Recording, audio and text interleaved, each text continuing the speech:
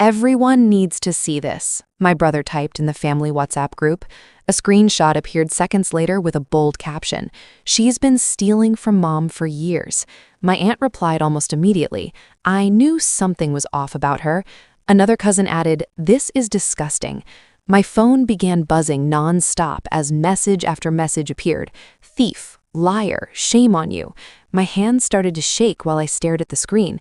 Then someone posted a bank document in the chat. The group suddenly went silent. My name is Olivia Carter, and I'm 34 years old. I work as a bank compliance analyst, which means I spend my days reviewing financial records and spotting suspicious activity in accounts. It's quiet work that requires patience and attention to detail. Most people would probably find it boring, but for me, it feels like solving puzzles hidden inside numbers. In my family, I've always been the quiet one too, the helper. The person who runs errands, schedules appointments, and fixes problems without asking for attention. My mother is getting older now, so I usually handle her grocery shopping, doctor visits, and bill payments. I live only 15 minutes from her house, so it makes sense. My brother, Daniel, lives across town, yet somehow he's always been the one everyone praises. Daniel is loud, charming, confident. When he talks, the room listens. When I talk, people nod politely and move on. I never fought for attention. I figured doing the right thing mattered more than applause. I live in a small apartment, drive a practical car, and work long hours reviewing numbers on glowing screens. I wasn't rich or glamorous, but I had something they didn't expect. Years inside the banking system taught me how to recognize patterns people try very hard to hide. If you've ever been the quiet one in your family, the person who keeps everything running while someone else takes the credit, then you probably understand this feeling. Sometimes your work stays invisible until something goes wrong. It can be frustrating when nobody sees what you do. If that sounds familiar, consider subscribing to this channel and sharing your story in the comments. I read them all. And if you believe the truth always finds a way out eventually, click hype and stay with me for the rest of this story today. The accusation started with Daniel's message in the family WhatsApp group. At first, I thought it was some kind of joke. Then I saw the screenshot he posted. It showed a list of withdrawals from mom's account going back several years. Daniel wrote underneath it, "Look at the pattern. Olivia had access to the account." Within seconds, the comments began. My aunt typed, "Your mother trusted you, and this is how you repay her?" Another cousin wrote, "This is sick." I felt my stomach drop. I quickly replied in the chat. Those withdrawals were for mom's bills, her medical appointments, her groceries. She approved them. Daniel ignored my explanation. Instead, he sent another cropped screenshot showing a different set of transactions. "Explain these," he wrote. My phone rang. It was my cousin Mark. The moment I answered, he said, "You need to return whatever you took." I tried to explain again, but he hung up halfway through my sentence. The humiliation spread quickly. Relatives stopped answering my calls. Some removed me from side group chats. My mother called me later that evening, sounding confused. "Daniel says something strange is happening with my account," she said quietly. I assured her everything was documented, but the worst moment came later that night when Daniel sent another message in the group. "I'm speaking with a lawyer tomorrow about possible financial abuse." That word echoed in my head. Abuse. Suddenly, this was not just family drama. If people believed him, it could ruin my reputation and even threaten my job at the bank. The next morning, Daniel called a family meeting at mom's house. I arrived and immediately felt the tension in the room. The air smelled faintly like old coffee and the lavender cleaner mom used on the kitchen table.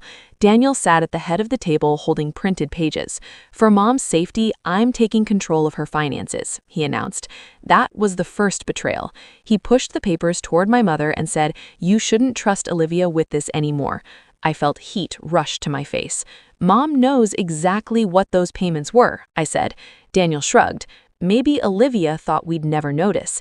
A few relatives nodded. That was the second betrayal. The room filled with whispers. My aunt shook her head slowly. I tried to explain again that every payment had receipts and approval. No one listened. The third betrayal came a week later when Daniel told the family group chat that he was now managing mom's accounts himself until the investigation ends. Investigation, like I was a criminal. I barely slept that week. If my employer heard about this accusation without context, it could damage everything I worked for. Yet while Daniel talked loudly, I stayed quiet. I started gathering records. I logged into every archived account statement connected to Mom's finances. One night, while reviewing Daniel's screenshots carefully, I noticed something strange. The numbers didn't match the official data from the bank. Some transactions were missing, others were cropped halfway through the description line. My heartbeat slowed. Instead of arguing with him again, I closed the chat window. If Daniel wanted to play with numbers, then I would let the real numbers answer him. My job requires spotting fraud patterns. That skill had quietly shaped the way I see financial data. Over the years, I kept digital copies of every payment I made for Mom, every grocery receipt, every medical bill, every transfer confirmation. They were stored neatly in folders labeled by year. Nearly 2 decades of records sat inside my encrypted drive. When I started reviewing them carefully, something unexpected appeared. A handful of withdrawals Daniel had blamed on me didn't match my login history at all. They came from another authorization. My pulse quickened as I traced the account permissions. 18 years earlier, Daniel had added himself as a secondary user on Mom's account while helping her set up online banking. I kept scrolling through statements. The pattern became clear. Several suspicious transfers carried Daniel's authorization code, not mine. My brother had only shown partial screenshots to the family. He had hidden the sections revealing the full transaction data. I leaned back in my chair and stared at the glowing monitor. Suddenly, the entire situation made sense. I didn't reply in the WhatsApp group anymore. I let the accusations sit unanswered because I knew one simple truth about financial records. Numbers tell the truth when the entire report is visible. The only person I trusted with this discovery was my childhood friend, Rachel.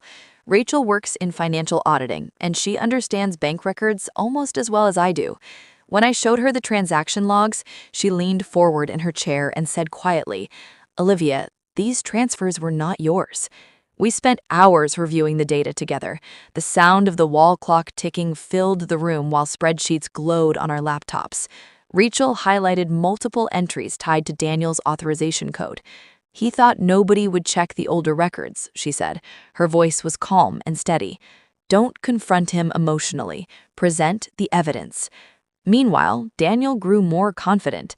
In the family chat, he kept posting updates about his supposed legal consultation. Relatives stopped inviting me to dinners and gatherings. My mother sounded tired whenever we spoke. "Please settle this peacefully," she said. Rachel suggested requesting an official, certified report from the bank showing the full account history. When the document arrived a week later, it was nearly 40 pages long. Every withdrawal, every authorization, every timestamp from 18 years of activity. Rachel looked at the report and smiled slightly. "He never expected anyone to see this," she said. I nodded slowly. The place where Daniel started the accusation would also be the place where it ended. 3 days later, I opened the family WhatsApp group again. My heart was calm now. I typed a single message. "Since there are concerns about Mom's account, here is the certified bank report covering the last 18 years. Then I uploaded the document. Page after page appeared in the chat. The report clearly labeled every transaction and every authorization. I added one final message. "Here is the full report. Every dollar, every signature." Rachel joined the chat at my request and wrote, "I have reviewed this report as an independent auditor. The documentation is authentic." The group fell quiet for a moment. Then the messages began again, but the tone had changed. My uncle wrote, "Wait a minute." Another cousin replied, "Look at page 12. Finally, my uncle asked the question directly. "Daniel, why is your authorization on these withdrawals?" I watched the typing indicator appear under Daniel's name, then disappear, then appear again. He finally wrote, "Those must be accounting errors." Rachel responded instantly, "Digital signatures and timestamps cannot appear by accident."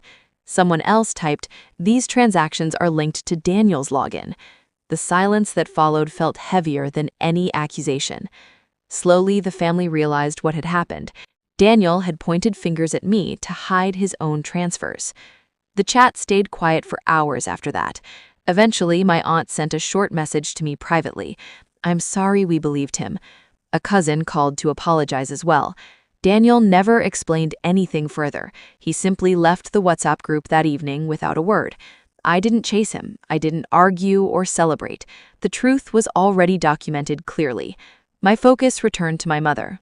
I continued helping her with appointments and bills, but I also created stricter financial protections around her accounts. Trust had changed inside our family. Once broken, it never returns exactly the same.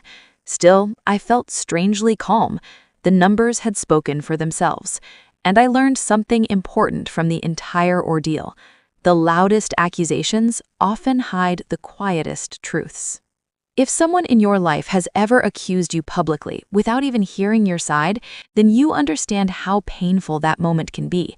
False accusations spread fast, especially inside families where emotions run high. If you have experienced something similar, share your story in the comments so others know they are not alone. Consider subscribing to stay part of this community where truth matters. And if you want more people to hear stories like this one, click hype to help this reach someone who might need it today. Standing up for yourself is not easy, especially when the people doubting you are relatives or close friends. If you faced a moment like that, subscribe and become part of this community. Let me know this story meant something to you by clicking hype. And tell me where you're watching from in the comments. I truly enjoy seeing how far these stories travel across the world.